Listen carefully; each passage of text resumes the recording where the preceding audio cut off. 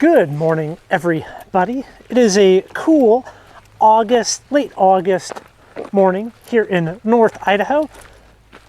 We're about to walk up this road and get some star garnets. Well, that's the hope at least.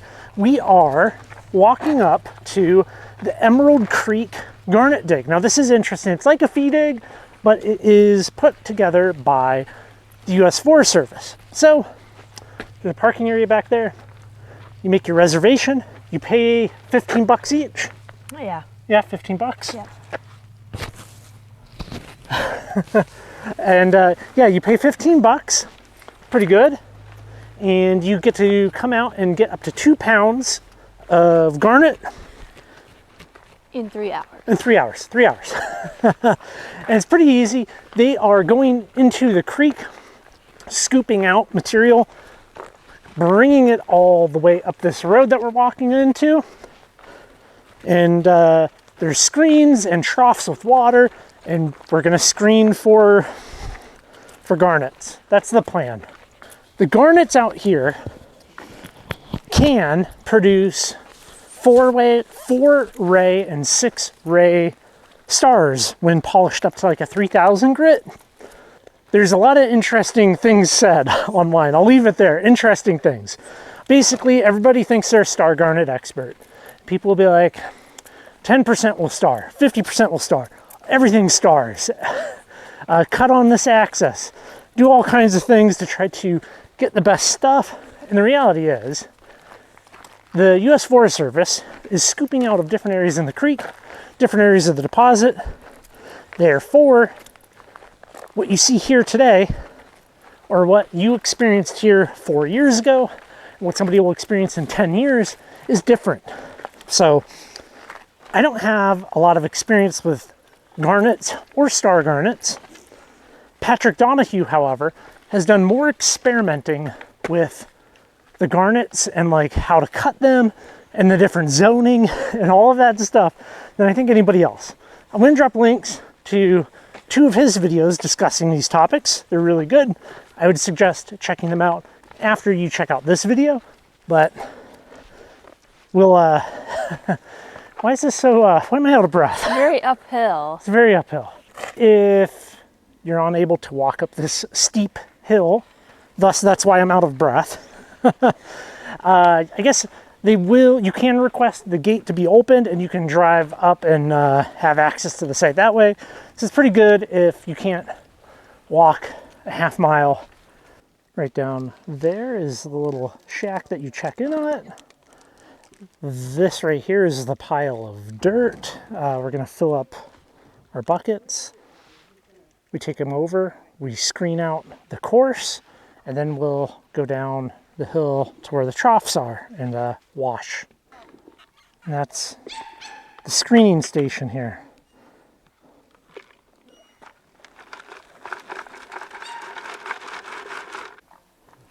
Now you can see the blue line. They have yet to turn the water on, but these are the troughs here.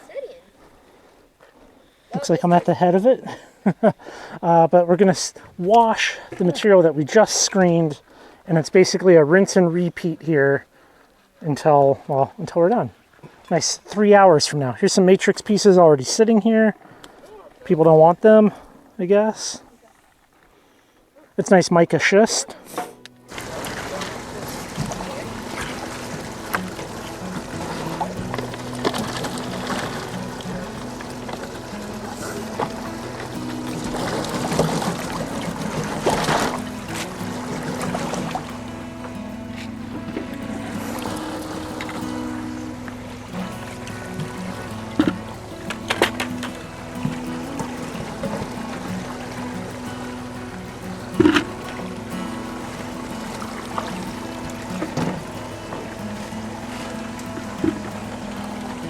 Have a bag.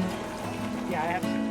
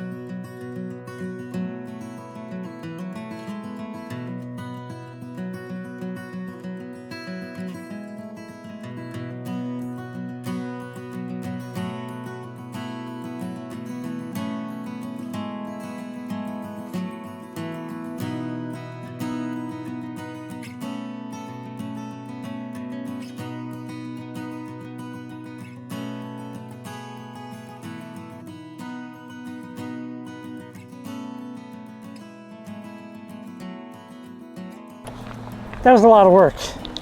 More than I expected. Yeah, that was a lot. It's More hard. than we usually do. Yeah, I was basically running and digging, and we're both just kind of like a machine up there. We probably processed more than most people.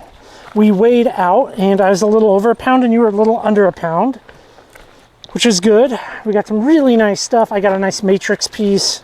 You got a nice matrix piece. Yeah, it's just hard filming. There's a lot of kids. I don't want to film people's kids and stuff, but we got some great stuff. We're walking out now. In hindsight, you watching this, you're gonna come here, let's say. Do not use their buckets. Their buckets suck. Get the 2-gallon Little Giant farm pails like I've shown on the channel. Replace the handle with a piece of hose. Use your own buckets. Their buckets are the worst. They're terrible buckets. And the screens are okay. I wish I had a pair of gloves, like the thin gloves so that you would like dip, they have the palms like dipped in rubber. One of the, you know what I'm talking about, those like kind of like really thin ones. I beat my hands up in there. I'm covered in dirt and mica dust. I look like I'm covered in glitter. We're gonna walk back, have some lunch, head back into the shop. We're gonna look at these all cleaned up. We got some great stuff, great ones. Any thoughts, Sarah? What do you think? It was good. It was hard. There's a lot of people. Yeah. It's kind of the opposite. Normally when we do things, it's pretty easy. There's nobody around. That was the opposite, but it was so good. So typically, I would have probably gotten like one good garnet and then like I quit. Yeah, when there's a time limit, you're like, well, we paid for the whole time. Yeah. Get our money's worth. A pound of star garnets for 15 bucks. Pretty good. And you can go up to 2 pounds. That would, you'd either have to be finding giants or literally running, which I ain't doing that. So anyways, I'll catch up with you back in the shop. We are back from the Emerald Creek Garnet dig, and well, so I cleaned up most of it. I did some sorting. Before we look at that, I thought we could maybe visit some of the garnets that we've gotten in previous videos and previous trips. So like these ones right here, all of those little tiny garnets right there, that came from the Salmon River trip that we took. And all of these guys we got from North Idaho. And one of those ended up being this.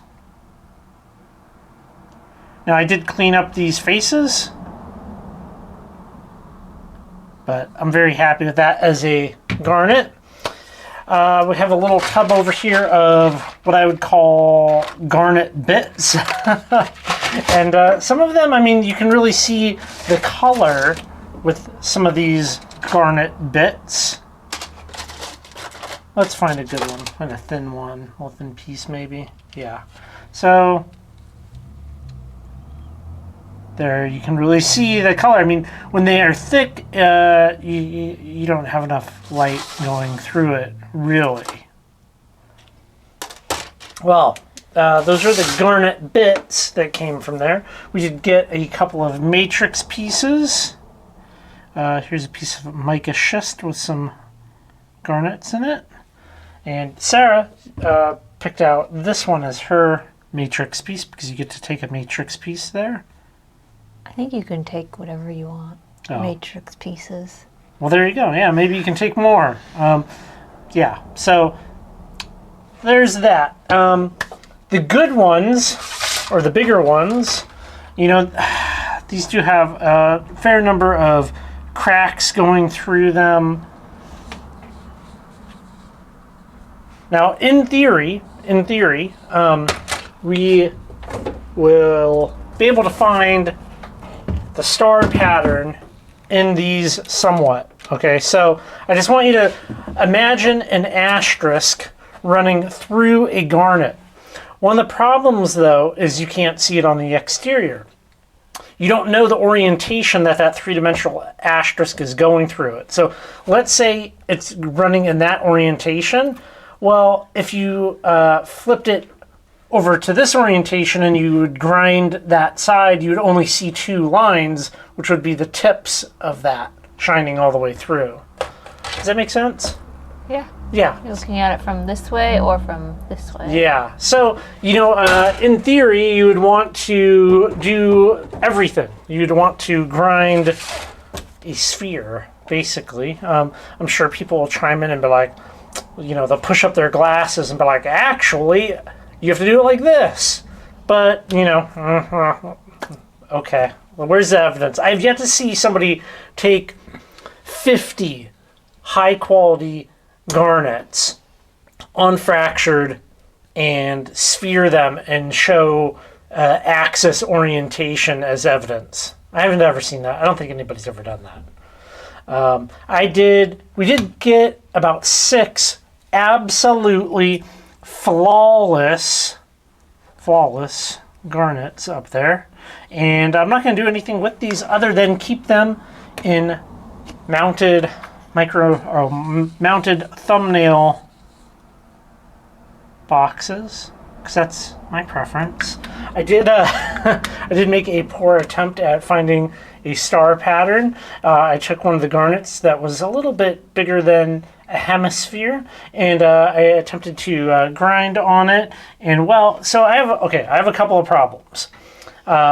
I only have expandable drums with silicon carbide belts up until a specific point, and we obviously there's all kinds of issues. Right there is where I had my blowout doing 1200 grit, and I was like, well, you know what, I'm going to call it. I really think you need soft, squishy cab wheel diamond belts that have that soft foam backing. That would be ideal for this, and I don't have that, so maybe in the future. What were your thoughts on going to the Emerald Garnet dig? Oh, we got some really good stuff. I mean, generally a fee dig, you kind of have higher expectations, and I think those expectations were met with the quality of those versus the quality of what we've just found out in the wild. Mm-hmm.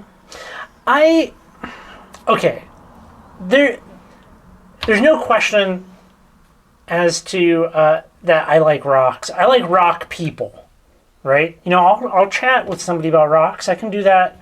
I can make somebody back away from me slowly. I can talk about rocks that much.